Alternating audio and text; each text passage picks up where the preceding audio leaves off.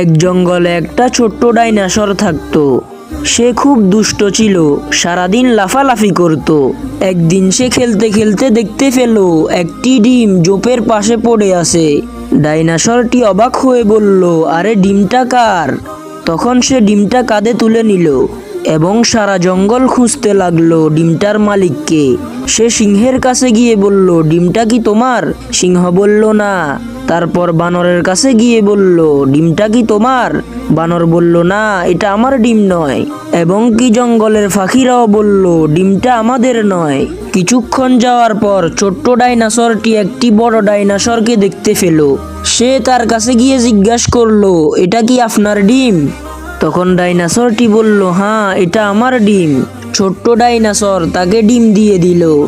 তখন বড় ডাইনোসরটি খুশি হয়ে তাকে বুকে জড়িয়ে ধরল এবং বলল, তুমি সত্যিই সাহসী ও দয়ালু।